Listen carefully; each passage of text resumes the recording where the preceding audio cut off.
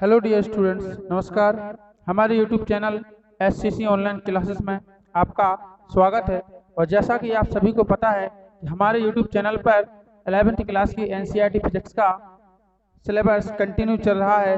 तो उसी की श्रृंखला को आगे बढ़ाते हुए आज का टॉपिक हमारा रहेगा स्थूल त्रुटियों के प्रकार, यानी स्थूल त्रुटियां किन किन प्रकारों से ज्ञात की जाती है या कितने प्रकार की होती हैं।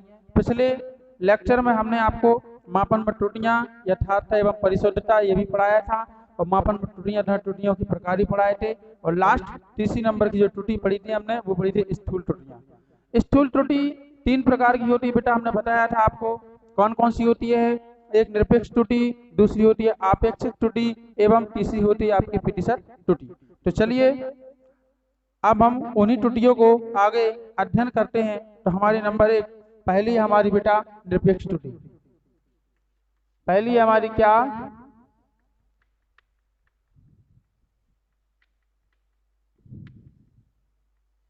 निरपेक्ष त्रुटि। ओके, तो चलिए देखिए, निरपेक्ष त्रुटि कहते किसे हैं बेटा? किसी भौतिक राशि के वास्तविक मान और किसी व्यक्ति द्वारा मापित मान के अंतर को हम क्या कहते हैं? निरपेक्ष त्रुटि कहते हैं। मतलब किसी किसी भौतिक राशि का वास्तविक मान, यानी वास्तव में जो पहले से दिया गया है, और व्यक्ति द्वारा मापित मान है, उसको किसी व्यक्ति ने मापा, ठीक है ना। तो उनके दोनों के अंतर को हम क्या कहते हैं बेटा? निरपेक्ष त्रुटि कहते हैं। इसे हम काय से प्रदर्शित कहते हैं? इसे हम डेल्टा से प्रदर्शित करते हैं, ठीक है ना। चलिए अब देखिए कि मान लो कि आपके पास क्या है, आपके पास, हाँ, तो मान के चलिए कि आपके पास कोई मापित मान है, ठीक है ना। माना कि त्रुटि,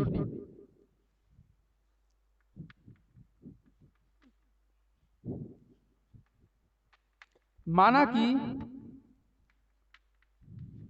किसी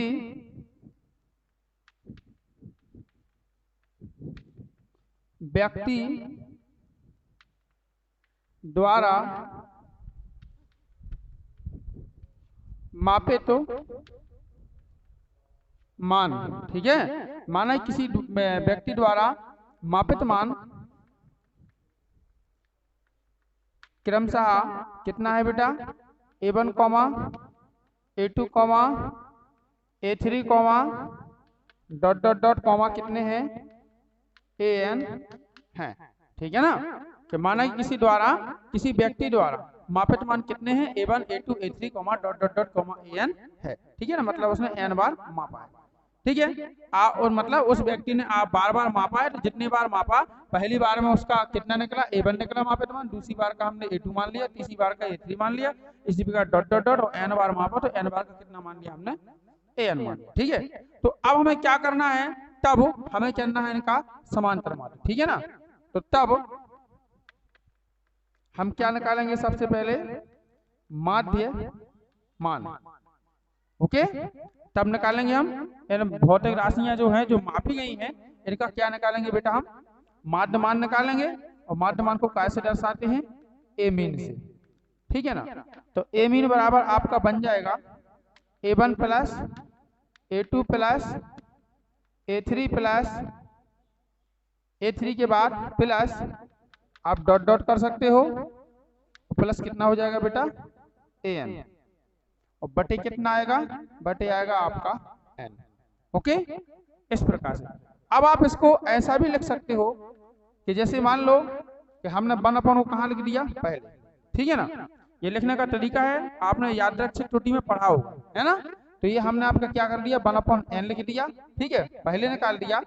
और क्या लगाएंगे बेटा? हम योग है, सबका जोड़ है, तो कैपिटल सिग्मा लगाएंगे। और जोड़ कहाँ से है? 1 से लेके कहाँ तक? n तक। तो i इक्वल टू कितना लिखेंगे हम? i इक्वल टू होगा बेटा 1 से लेके कहाँ तक? n तक। ये लिमिट हो जाएगी, ठीक है ना। और a का क्या किया हमने? योग किया, तो क्या लिख देंगे? ai, okay.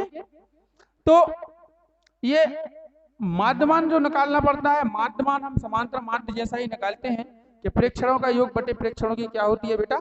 संख्या, ठीक है ना। तो उसी के जैसा हम माध्यमान निकालते हैं। तो तो हमने क्या किया, हमारे पास बहुत सारे मापित मान थे तो हमने उन सबको जोड़ दिया और हमने माना कि n मापित मान है तो बटे कितना कर दिया n, तो ये हो गया प्रेक्षणों का योग बटे प्रेक्षणों की संख्या। अब इसको यदि आप, ये लंबे में लिखा है, अब इस सूत्र को यदि आप शॉर्ट में लिखना चाहते हो तो ठीक है, आपको पता है कि बटे में n है तो 1/n कहाँ लिया हमने, बाहर लिया। अब ये हमारे पास इन सबका जो जोड़ बचा, इसके लिए हमने क्या किया, कैपिटल सिग्मा का उपयोग किया। ठीक है, आई मीन्स क्या होता है, जोड़ को हम आई से विभाजित कहते हैं एनसीईआरटी पैटर्न के आधार पर। तो आई इक्वल टू लिमिट हमने 1 से लेके, देखो आप यहाँ देख रहे हैं ना, 1 2 3 4 dot dot dot dot n तक है ना, तो आई इक्वल टू 1 से लेके कहाँ तक, एन तक। ठीक है, और अंदर क्या लिख दिया हमने, ए आई। इस प्रकार से बेटा हमारा ये निकल गया। ओके, हाँ, अब हमें क्या करना है इसके बाद कि जो हमारा ये माध्यमान निकला, ठीक है ना, जो हमारा माध्यमान निकला बेटा, इसी को हम क्या कहते हैं, इसी को हम वास्तविक मान भी कहते हैं। इसको हम क्या कहते हैं, इसको वास्तविक मान भी कहते हैं। ठीक है ना। अब क्या करेंगे, तो याद रखना है कि इसी को हम दूसरे शब्दों में इसको हम वास्तविक मान भी कहते हैं। जब भी करेंगे तो हम इसी में से घटाएंगे, ए मीन में से। अब निकालना हमें प्रत्येक मापित मान की क्या निकालना है, निरपेक्ष त्रुटियां। अब निकालेंगे बेटा हम प्रत्येक मापित मान की निरपेक्ष त्रुटियां। अब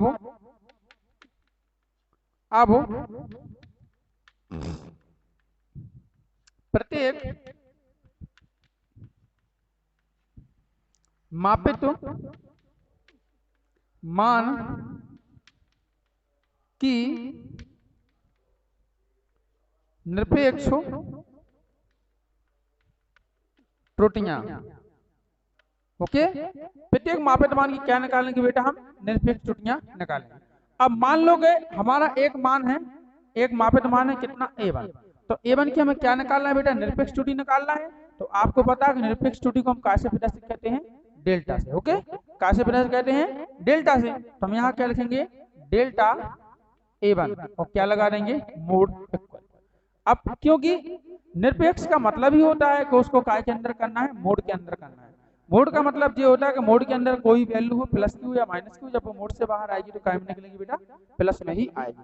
यदि मोड के अंदर माइनस की वैल्यू है और मोड हटाने पर वो भी काय की हो जाएगी, प्लस की हो जाएगी। इसलिए हम यहाँ पे मोड का उपयोग करते हैं। तो delta a1 mod of delta a1 equal कितना हो जाएगा, तो देखो हमने निरपेक्ष त्रुटियों का सूत्र क्या पढ़ा था कि किसी भौतिक राशि के वास्तविक मान और किसी व्यक्ति द्वारा मापित मान के अंतर्गत अंतर को हम क्या कहते हैं, क्या कहते हैं, निरपेक्ष त्रुटि कहते हैं। ठीक है ना। तो ये क्या है, व्यक्तियों द्वारा मापित मान है ये, और ये क्या निकला हमारा, ए मीन। ए मीन क्या निकला बेटा, इसको हम अभी बोला था ना, इसको हम वास्तविक मान कहते हैं। ये क्या है, वास्तविक मान है। तो अब इसमें से आपको एक एक करके मापित मान को घटाते जाना है और निरपेक्ष मान की वैल्यू आपको फाइंड आउट करते जाना है। तो चलिए देखिए बेटा, हमें डेल्टा a1 निकालना है। तो हम क्या करेंगे, मोड ऑफ, यहाँ करेंगे a मीन और माइनस कितना हो जाएगा बेटा, a1।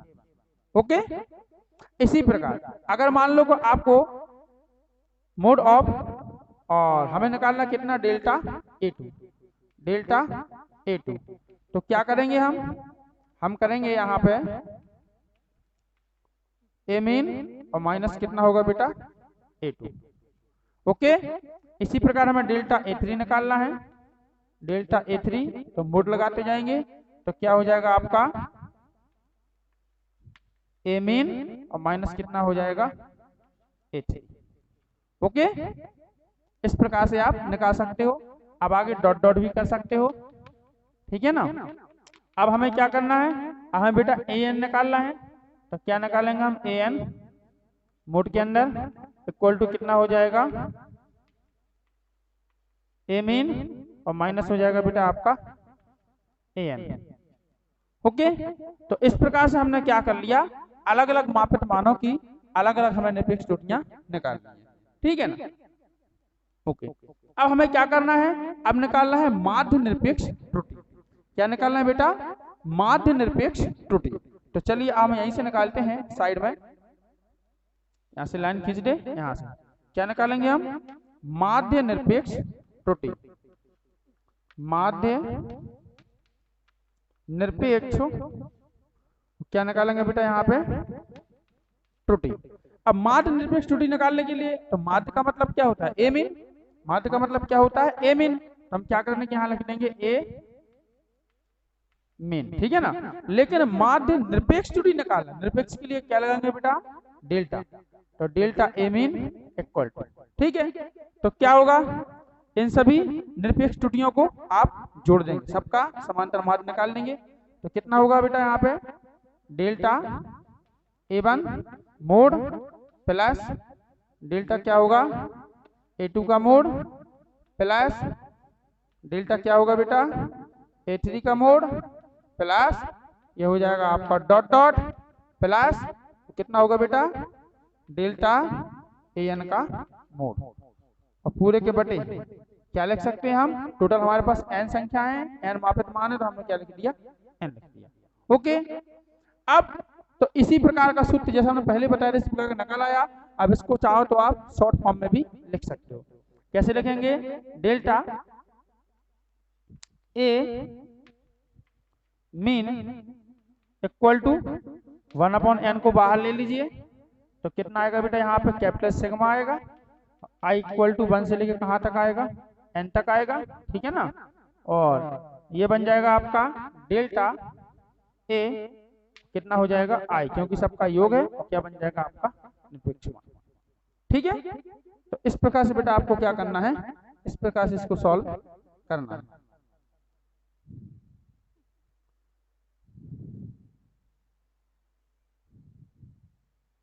हाँ, इसको i को बेटा कहाँ लिखना है, बाहर बाहर बाहर बाहर, ठीक है, क्या लिखना है i, ठीक है। तो इस प्रकार से हमारी आपेक्ष जो निरपेक्ष त्रुटि जो थी, ये इसका सूत्र है, ये माध्य निरपेक्ष त्रुटि का सूत्र है, और ये आपके निरपेक्ष त्रुटियों के सूत्र हैं। तो बेटा इस प्रकार से ये सूत्र निकलते हैं। यदि इन पर कोई न्यूमेरिकल आ जाए, ठीक है ना, तो आपको छोड़ के नहीं आना है, बहुत ही सिंपल है, बहुत ही। और यदि आप बुक्स लेके स्कूल से या बाजार से और बुक्स को पढ़िएगा, उसमें आप जो आपको एग्जाम्पल दिए गए हैं उसको देखिएगा, ठीक है। और आप अपने मन से सूत्र निकालना हमने आपको बता दिया, आप सूत्र याद करके सवालों को हल कीजिएगा, आंतरिक प्रश्नों को। और यदि आप पे नहीं बनते हैं कोई भी, तो हमें कमेंट करके बताइएगा कि सर ये न्यूमेरिकल करा दो, हम न्यूमेरिकल कराने की कोशिश जरूर करेंगे, हम आपको कराएंगे। ओके, अब हमारे दूसरे नंबर पर होती है बेटा आपेक्षिक त्रुटि। अब पढ़ते हैं हम नंबर 2 आपेक्षिक त्रुटि। चलिए देखते हैं। दूसरी आती है बेटा हमारी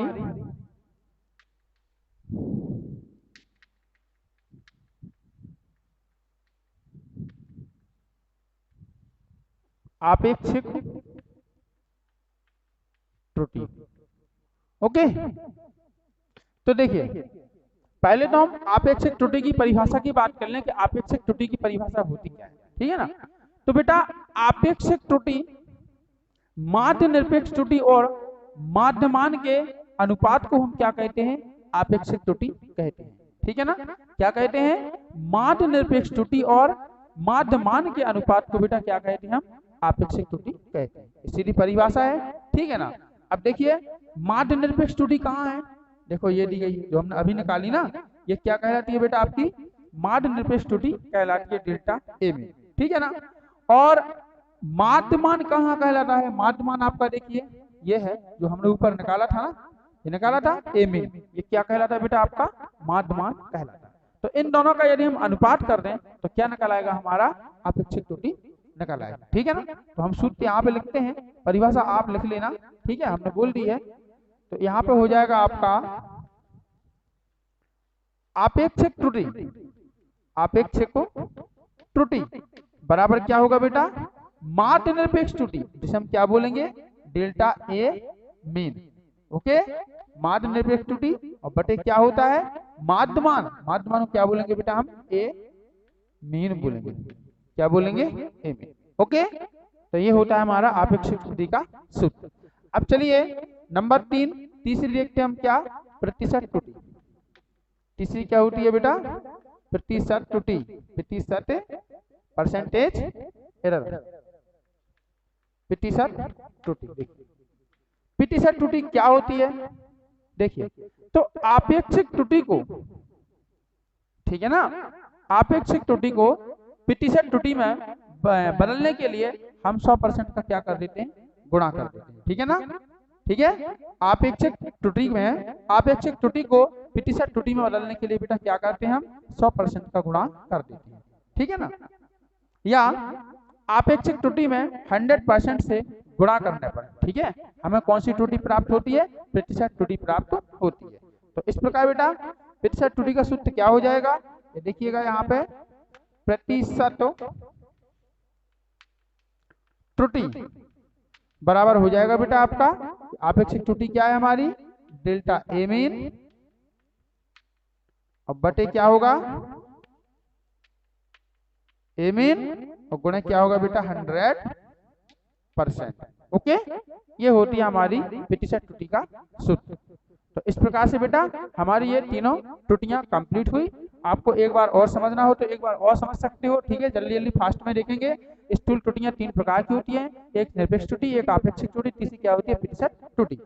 तो अगर हम बेटा यहाँ पे निरपेक्ष त्रुटि की बात करें तो निरपेक्ष त्रुटि किसे कहते हैं, किसी भौतिक राशि की, ठीक है ना, किसी भौतिक राशि के वास्तविक मान और व्यक्ति द्वारा मापित मान के अंतर को क्या कहते हैं हम निरपेक्ष त्रुटि कहते हैं। तो देखिए यहाँ पे हमने क्या किया कि कोई मतलब कोई व्यक्ति है वो क्या करता है बार बार पाठ्यांक लेता है, बार बार मापन करता है और प्रत्येक बार में उसके जो मापित मान वो कितने निकले बेटा यहाँ पे A1 निकला, A2, A3 dot dot dot dot ऐसे बार बार उसने मापा और अंत में कितना निकला AN निकला, माना कि हमने n बार मापा, ठीक है ना, n बार मापा। तब हम क्या करेंगे इनका इसका मापित मान जो निकले हैं इनका बेटा मध्यमान ज्ञात करेंगे। तो मध्यमान को हम कैसे प्रतिशत कहते हैं ए मीन से। तो ए मीन बराबर कितना होगा प्रेक्षणों का योग बटे प्रेक्षणों की संख्या A1 plus A2 plus A3 plus dot dot dot plus कहाँ तक हो जाएगा AN तक हो जाएगा, ठीक है ना। और बटे n प्रेक्षण लिए हमने तो बटे में कितना कर दिया n कर दिया। तो बेटा इसको शॉर्ट फॉर्म में ऐसा भी लिख सकते हैं कि 1/n को बाहर निकाल दिया कैपिटल सिग्मा और i इक्वल टू 1 से लेके कहाँ तक कर दिया n तक कर दिया और ये हो जाएगा आपका AI। ओके, जहां i का मतलब क्या होता है, i का मतलब क्या होता है बेटा, i का मतलब जोड़ होता है, ठीक है ना। जिन नंबरों को हमें जोड़ना है वो i कहलाता है। अब चलिए देखिए हम क्या करेंगे, अब प्रत्येक मापित मान की निरपेक्ष त्रुटि जो बार बार जो मापित मान निकालें जो बार बार मापा है तो प्रत्येक मानों के क्या निकालेंगे बेटा हम निरपेक्ष त्रुटियां निकालेंगे। तो निरपेक्ष त्रुटि की बात करें तो डेल्टा A1, ठीक है ना, हमने बोला था कि निरपेक्ष त्रुटि को कैसे प्लस कहते हैं डेल्टा से कहते हैं। तो हम पहले मापित मान की निरपेक्ष निकाल रहे तो डेल्टा A1 का मोड इक्वल टू कितना हो जाएगा। अच्छा, हमने क्या पढ़ा था आपेक्षिक त्रुटि कहते किसे, सॉरी निरपेक्ष त्रुटि कहते किसे हैं, किसी भौतिक राशि के वास्तविक मान और मापित मान के अंतर को हम क्या कहते हैं निरपेक्ष त्रुटि कहते हैं, ठीक है ना। तो बेटा और हमने आपको एक चीज और बताया था कि वास्तविक मान इसका माध्य मान ही कहलाएगा। यहाँ पे माध्य मान ही क्या कहलाता है उसका वास्तविक मान कहलाता है। तो हम क्या करेंगे A1 के लिए delta A1 mod of equal to mod of a mean और माइनस कितना होगा बेटा A1 होगा, यानी वास्तविक मान में से क्या घटा दिया हमने मापित मान। इसी प्रकार से डेल्टा A2 के लिए क्या हो जाएगा ए मीन माइनस कितना हो जाएगा A2 हो जाएगा, ठीक है ना। इसी प्रकार मोड ऑफ डेल्टा A3 के लिए क्या हो जाएगा mod of a mean minus कितना हो जाएगा A3 हो जाएगा। इस प्रकार डॉट डॉट डॉट आगे भी आप कर सकते हो, ठीक है ना। और अंत में फाइनल हमने क्या किया कि delta AN equal to delta mod of delta AN equal to कितना हो जाएगा mod of a mean minus कितना हो जाएगा AN। ओके, तो इस प्रकार से ये पांचों मान निकाल लिए हैं। तो ये हो गई आपकी निरपेक्ष त्रुटि अलग अलग मापित मान की। अब मान लो कि मैं माध्य निरपेक्ष त्रुटि निकालना है तो हमने क्या किया यहाँ पे अतः माध्य निरपेक्ष त्रुटि निकाली। तो माध्य निरपेक्ष माध्य त्रुटि के लिए क्या बोलते हैं माध्य मान के लिए बोलते हैं ए मीन, लेकिन माध्य निरपेक्ष त्रुटि के लिए क्या बोलेंगे बेटा हम डेल्टा लगाएंगे डेल्टा ए मीन। तो यहाँ पे हो जाएगा डेल्टा ए मीन इक्वल कितना होगा बेटा ये बनेगा mode of delta A1 plus mode of delta A2 plus mode of delta A3 plus dot dot dot plus mode of delta AN upon कितना हो जाएगा टोटल n है तो n हो जाएगा। अब इसको भी आप कैपिटल सिग्मा के रूप में शॉर्ट फॉर्म में लिख सकते हो कि डेल्टा A मीन इक्वल कितना हो जाएगा 1/n को बाहर ले लो, सिग्मा के अंदर i इक्वल टू कहाँ से 1 से लेकर हमने n तक जोड़ा तो 1 से लेकर n तक लिमिट हो जाएगी, ठीक है ना। और यहाँ पे हो जाएगा मोड ऑफ डेल्टा A और कितना हो जाएगा इंटू i, ठीक है। तो इस प्रकार से बेटा आपको क्या करना है इस प्रकार से आपको ये निकाल लेना है निरपेक्ष त्रुटि। और अब चलते हैं हम नंबर 2 आपेक्षिक त्रुटि। आपेक्षिक त्रुटि किसे कहते हैं तो माध्य निरपेक्ष त्रुटि और माध्य मान के अनुपात को क्या कहते हैं बेटा आपेक्षिक त्रुटि कहते हैं। अतः आपेक्षिक त्रुटि बराबर होता क्या है डेल्टा ए मीन बटे क्या हो जाएगा ए मीन। डेल्टा ए मीन क्या है माध्य निरपेक्ष त्रुटि और ए मीन क्या है आपका माध्य मान। इसी प्रकार तीसरी बात करें हम प्रतिशत त्रुटि की तो देखिए बेटा आपेक्षिक त्रुटि में 100% आपेक्षिक त्रुटि को प्रतिशत त्रुटि में बदलने के लिए 100% क्या किया जाता है, गुणा किया जाता है, ठीक है ना। या आपेक्षिक त्रुटि में हम 100% का गुणा कर लें तो वो क्या कहलाती है बेटा, प्रतिशत त्रुटि कहलाती है। अथवा मतलब अर्थात प्रतिशत त्रुटि यानी परसेंटेज एरर इक्वल टू कितना हो जाएगा बेटा, डेल्टा एमिन अपॉन एमिन, वही है ना आपेक्षिक त्रुटि लिख दिया हमने और गुणे 100% से क्या कर दिया, गुणा कर दिया। तो इस प्रकार से बेटा हमारा ये 3 जो त्रुटियां थी ये हमारी कंप्लीट हुई। यदि आपको वीडियो पसंद आया तो वीडियो को लाइक करें, शेयर करें और कमेंट जरूर करें। और हाँ, हमारे चैनल को अधिक से अधिक सब्सक्राइब करवाएं और साथ में आप भी कर लें, ठीक है। और बेल आइकन प्रेस करके ऑल पर क्लिक कर लें ताकि आगे आने वाले सभी वीडियो के नोटिफिकेशन आप तक पहुंचते रहें। ओके, और बढ़िया घर बैठे हमारे चैनल के माध्यम से पढ़ाई करें। यदि आप मेहनत और ईमानदारी के साथ पढ़ाई करोगे तो हम 100% गारंटी देते हैं कि एग्जाम 2023 और 24 में आप 90+ अंकों से पास जरूर होंगे, ठीक है बेटा। बट आपको हमारे साथ मेहनत करनी पड़ेगी और हमारे चैनल पर पढ़ना पड़ेगा, क्योंकि आपने देखा होगा कि बहुत से टीचर होते हैं जो छोटे छोटे कॉन्सेप्ट नहीं कराते, ठीक है, वो केवल मोस्ट इंपोर्टेंट के चक्कर में फंसते हैं। लेकिन हम ऐसा नहीं करते, हम तो यही आपको सजेशन देंगे कि आपको ना कोई मोस्ट देखना है ना कोई इंपोर्टेंट, आपको तो जो मिले सारे टॉपिक कवर करना है। फिर यदि आप सारे टॉपिक कवर कर लोगे तो पेपर जाएगा कहाँ, पेपर आएगा तो इसी बुक में से। इसलिए आपको पूरा पढ़ना है, आपको इंपोर्टेंट के चक्कर में नहीं बनना है। अभी आपके पास पूरी साल पड़ी है। ओके, ठीक है बच्चों, जय हिंद बच्चों, वंदे मातरम।